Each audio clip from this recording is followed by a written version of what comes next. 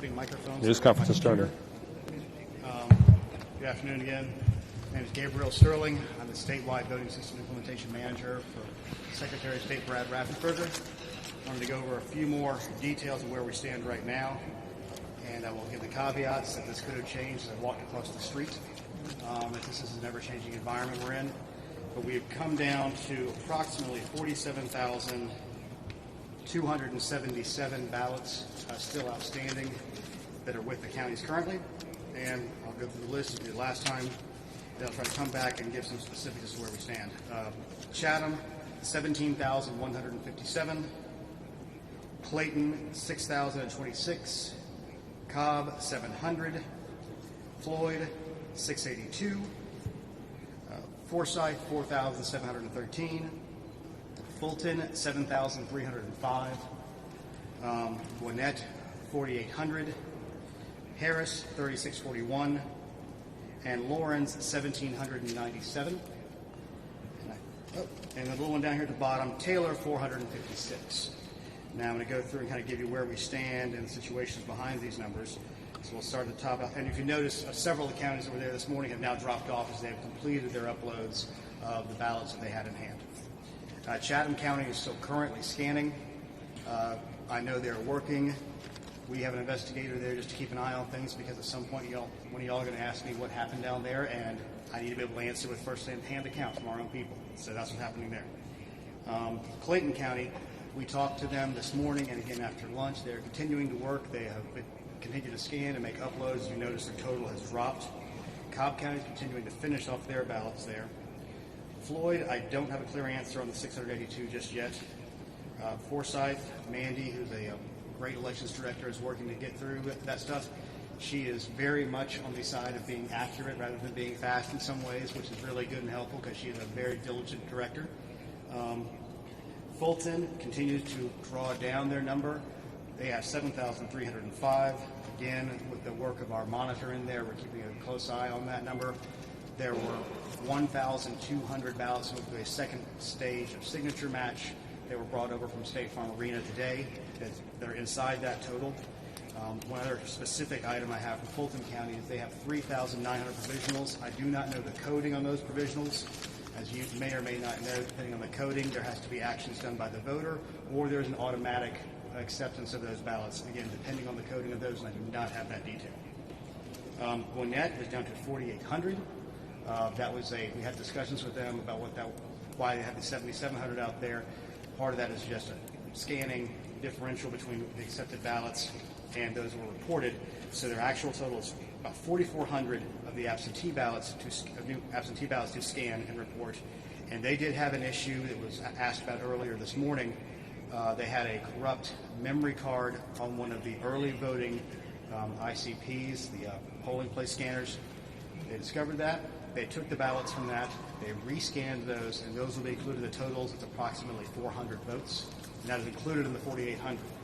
But that's one of the benefits of having a paper backup, is that if those situations occur, you can take care of things.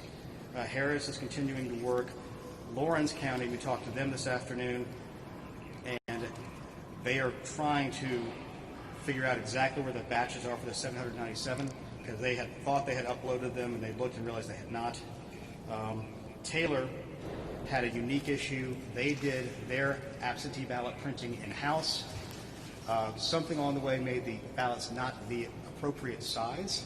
So if you have a ballot that is based on coordinates, which a hand-marker ballot is, and it is not the right size, it cannot be scanned. So they're going through the process of duplicating each of those ballots on the ballot marking devices, and then what they have to do is they have to take the original ballot and the duplicate ballot so they can tie them together and be marked that each one matches to the other one to keep a paper trail alive of the original artifact of the voter.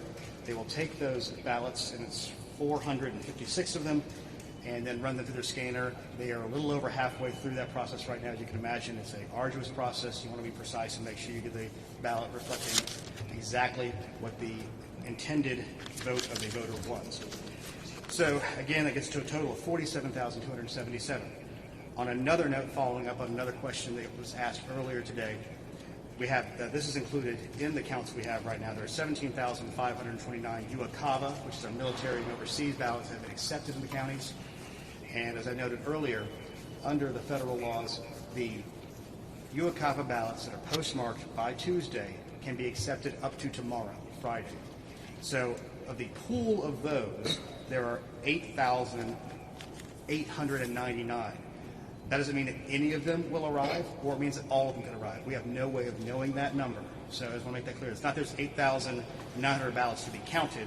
Those are ones that could arrive to be counted in any subset thereof.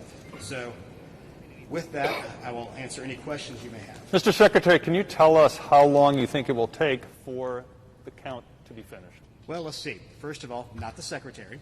I'm a statewide voting system implementation manager. I apologize about that, sir. Well, let me ask you that question again, Yeah. sir. How long do you think it will take for these to be counted? Again, as we've been stating for weeks and months, that with the advent of paper, it's going to take time. We anticipate having the count, quote unquote, done when the legal deadline for certification is, which is going to be 10 days after the election. That's when we're done, because there are ballots that are still coming in, there are ballots to be cured, there are ballots that are provisionals that are to be verified. So we can't know how long the process will take. We hope to have clarity on the outcomes of these elections as soon as possible. However, when you have so many important elections in the state being so close, done is a very relative term at this point. We're trying to get all the legal votes counted accurately so we can give the right results and make sure that everybody's vote is reflected properly. So do you think the counties will be most... Yes, sir. What's your message to people around the state and around the country who claim the amount of time it's taking Georgia is some sort of effort to steal an election? The effort here is to make sure that everybody's vote, legal vote, is counted properly and that the actual results are reflective of the voters' intent. The issue we have in Georgia is, like I just said, it's a close vote.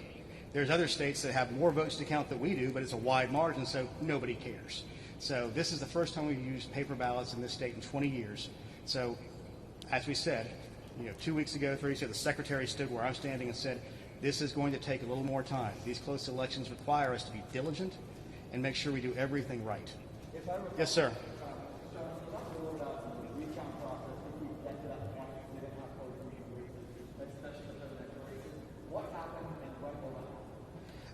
Under the law in this state, there's 2 different ways you can request a recount. You can request it before certification if you are going to allege that there's any specific irregularity that has occurred. That would be a county-by-county function. We don't see a mechanism in place to call for a statewide recount under that scenario. The second way is it would have to be after certification, and whether that's county certification or state certification, I will leave that to lawyers. But it would potentially be after the state certification. And then at that point, one of the good things we have happening today is that we have been setting up for our risk limiting audit, and in doing that, we have what's called ballot manifests, where we know the amount of ballots in each one, and they are tracked so we know exactly how many there are. And the rule we passed to help define the recount after we passed HB 316, which was our election reform law that was supported by Secretary Raffensperger, was that essentially you would take a sample amount of ballots, run them through the scanner, make sure that it matched what we saw there, and then you would rescan those ballots on these central scanners called the ICC at each one of the counties. In anticipation of this, as I noted in our conference earlier, the Secretary directed that we procure the high-capacity scanners for each and every county, regardless of population, for just such an occasion as this. In your experience, what is the cost of a recount? How long does a recount take, given this volume of votes? And in the history of Georgia, have recounts ever made a difference in the results? We anticipate most recounts do not make differences, but in the past we weren't involving paper on that, especially this volume of hand-marked paper. The cost, unknowable, unknown at this point. I couldn't give you an answer on that one. The good thing is we have already procured the necessary equipment statewide for such an occasion. How long it's going to take? It will be faster than we saw in Chatham County, where a judge decided to order a hand count of the ballots we had off the BMDs, and it took 5 days to do 5,000 ballots. In this case, using technology, we anticipate it could take up to a week. Again, that's just our first blush look at it. In fact, we were talking with some logistics companies earlier about making sure we put processes in place with the counties, but it would have to be after the certification in order to make that happen. Yeah, quick follow-up on the timeline. Mm-hmm. So you have to, by law, certify by November 13th. Is that correct? No, the counties certify by November 13th. The state has to certify by November 20th. And in that process, do you anticipate sooner than later? I know you can't guess on a time frame, but what is your best guess at by this weekend, by Monday, when we might have a count? That here's the issue. We are reliant upon the counties to do their jobs and do their jobs properly. We had a conference call with all 159 counties this afternoon, led by our elections director, Chris Harvey, basically laying out this timeline to them, saying the sooner you get the stuff to us, the sooner that we can get the your certifications done, the sooner we can get the audit done, and the sooner we can get our certification done, so we can get that out of the way. Because we need to understand a few things about those 159 elections directors I was talking about before. We have a potential in the state of having a statewide runoff for a state-level election in the PSC. That means that there will be one on December 10th. That means they have to be prepared for that. Under our state law, they have a rollover list where they're going to have to get the absentee ballots out for all, it's nearly 700,000 people now. The state's not doing that in this particular case if there's a state runoff. There are 3 counties that have the Congressional District 5 runoff election to fill out the remainder of John Lewis's seat. And early voting for that begins, believe it or not, on Monday. So they'll be running those elections. At the same time, they're going to be preparing for this audit. We have to get ready for certification, and then a recount. And then in the middle of that, we now look like we're going to have a runoff potentially for the Purdue seat along with the Loeffler seat. And the state will be doing the rollover list for those, which again is 700,000 ballots we have to prepare for. We have worked on making sure inventories are in place for those runoff elections. For the absentee process, we encourage the counties to go through their inventories. The state ordered stuff about a month ago on the just in case this scenario presented itself. So obviously, John, lots of things happening at one time. These elections directors are going to have a very good sleep sometime after probably January 15th. Yes, ma'am. Hold on a second. No, sir. Yes, ma'am.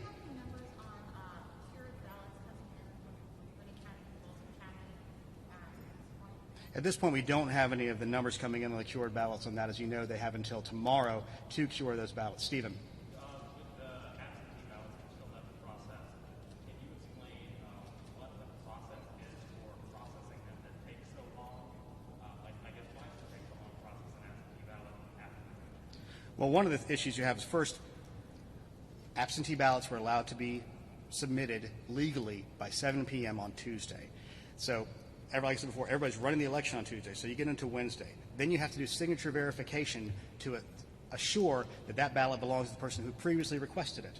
So that's one of the important things, is we want to make sure the actual human being who voted that ballot is the one who requested that ballot. That's a very important distinction of absentee ballots in Georgia. Then they have to go through the process of putting them into batches. Then they get scanned. And when they get scanned, if there is a overvote or an ambiguous mark on an election, it then has to be adjudicated, and that requires volunteers from the Republican and Democrat parties to sit together to decide what that voter meant. And when you have a larger number of ballots, it takes a longer amount of time. Yes, sir.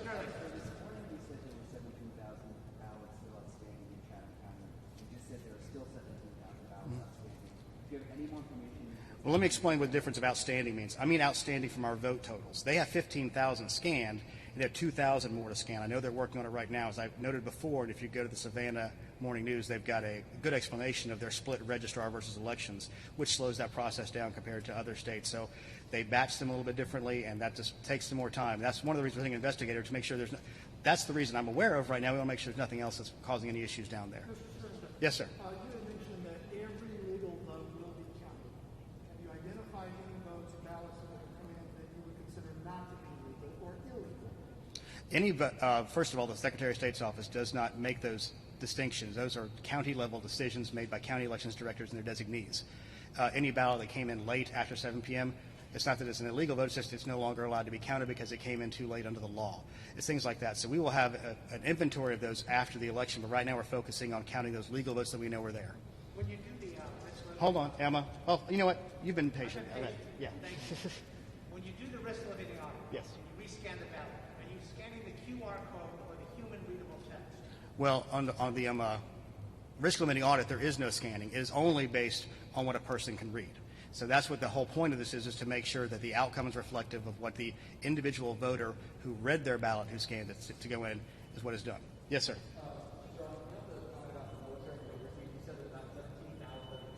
Yes. Yes.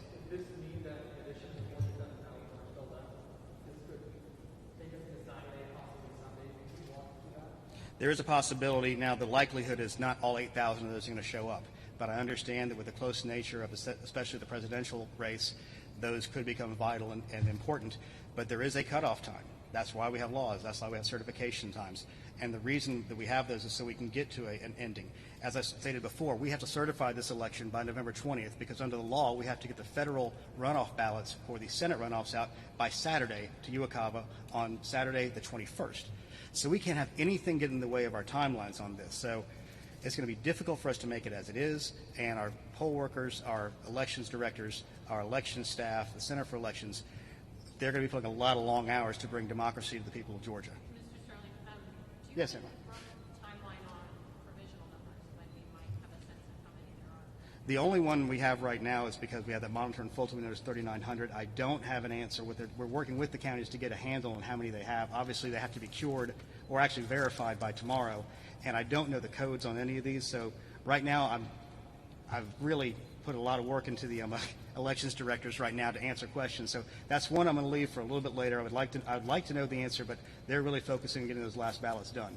Yes, ma'am. Can you just briefly sum up and recap the difference between this morning's conference and today's conference and changes that have taken place? Frankly, I don't remember the number I gave this morning. I think it was like 62,000. I thought there were a little over 47,000 now, but there's been changes even inside that number, like I noted before, the Gwinnett numbers from that one scanner for absentee in person, which is what early vote is. And actually, while I have everybody here, just to clear a few things up, people get confused. Early voting, and they go online and they look for, I've listed as having requested an absentee. I didn't. Early voting in person is what they call absentee in person. So that is what they have done. They voted absentee in person. So I know there's some confusion out there, so I want to clear that up. We feel like we're in a very good position to have most of it done. Heck, we've got most of it done now. We're down to the final percent or so, which when a race is this close, obviously everybody wants to know when's it going to be over. The only outlying edge we have is the certification deadlines. Yes, sir. What answer do you have for the president who keeps insinuating cheating in this process? Do you have a straight answer? My straight answer in this state with these elections directors is they're doing the best to make sure that every legal vote is counted, and the outcome will be whatever the voters of Georgia have chosen. And yes, it's a tight race. So be patient. The outcome will be certified. We will have an audit, so we will all know that the outcome is correct. Mr. Taylor, quick follow-up on provisional. Hold on, CNN, what was that? A quick follow-up on provisional. What time tomorrow is the deadline? Is it end of business day or is there 5 p.m.? You know, I'm not sure. I have to get back to you with that. I mean, my assumption would probably be end of business day. It's not going to be midnight for some of these people because we have to have people operate in their regular business hours. Yes, sir. Secretary of State. What's that? Where is the Secretary of State? He's in meetings trying to keep up with a lot of this stuff right now. I'm the numbers guy, so I get to talk about some of this stuff. Yes, sir. Like the jacket, by the way. Individual voters validate his vote. I know you can see whether or not it's been accepted or not, but can they validate it as to the accuracy they actually There is no paper trail to go back because under the state constitution of Georgia, it is a private vote. As an absentee ballot, we have a secrecy sleeve around that. So once it is verified as having come in, the secrecy sleeve is separated from the individual so that when they open the ballot, they don't know who that's tied back to. So there's no way for the person to verify it once it's been cast. Every single vote has to be looked at and examined by that individual voter as they send it in. And with the outcomes we've seen, this pretty much falls in line with everything we've been looking at. Everybody's credit for voting is there, absolutely, but there's no physical way to tie a vote back to a person. That would lead to things like vote buying. It's the reason we don't allow photography of your ballot in the booth. What else we got? Yes, ma'am. Go over the investigators in chat and how what exactly are they looking at this point? At this point, they're going to be looking at the process and making sure, because we anticipate with any area that goes quote-unquote late, even though this is part of the process, there will be questions raised. We want to be able to have a first-hand account of how things were processed and what was done on the ground. Sir, if I can just Yes, clarify sir. two things with you. The 43,277 number, that doesn't include provisional ballots. That does not include provisional ballots because those may or may not be counted. And the other thing is the 8,899 overseas ballots. Is that just military, or could that be? It's uniform military overseas. It could be an expat. Yes, it could be under that same thing. Yes, John. Having said everything that you said about the numbers and the process and the integrity of the system, to what degree are you aware of great concern in the public all across this country and certainly in Georgia about the integrity of the process? Concern that maybe somehow votes are being found that are trying to rig the system and put the system at their mercy and come out with an outcome that the voters did not want. Well, I think if anyone's going to try to rig a system, they might have seen something a little bit less close than this. That's one. Two, we have in this process 159 dedicated elections directors and their staff who are working to get this right. They are working diligently every single day. We know how many requests came in for absentee ballots. We know how many ballots were received. So that is an outward bound, so nobody could suddenly show up with 100,000 extra ballots somewhere. In this state in particular, we take security very seriously. The entire name of our campaign for launching this new system was Secure Your Vote, and it's really important. And I understand that in other states there are questions. I can only speak for this state, and I can speak for the people of Secretary Raffensperger's staff, the elections directors around the state. They're going to get it right. We're going to have an audit to prove they got it right. We went for risk limiting audit, which is a little more difficult to do than traditional audit. We're going to have a recount for president more than likely, and people will see those outcomes stay essentially the same. The recount we had in Savannah really proved that the scanned ballots were the same as when a human being read and counted those ballots. So I feel like in this state, we have taken the steps at every level to secure that vote and make sure the integrity of the ballot is protected. No. All right. Yes, ma'am. Sorry. There's a lot I can clarify. There's a lot more than this 4277. There's thousands of You additional. mean 47? I know they filed that lawsuit. Anything else? All right. Thank you all very much. Have a great day. Oh, John, come on. One more. We have been sending out reports about every half an hour of the ballot counts as they come in. We will try to supplement those with county level counts as well if we can get to that point. But the main thing is balloting is continuing, but ballot processing and counting is continuing. We have the basic pool of ballots that are there, so we know the outward edges of these things. Again, I said I was prayerful that we would be done today, this morning. I am still prayerful for that, but if it has to go to tomorrow to make sure that we get it accurately done, then so be it. So thanks a lot, guys. Thank you. So, 47, I'm glad. There's a lot more than that. There's thousands of provisional ballots that still have to be counted too. Right. Then there's the 9,000 overseas ballots that can still come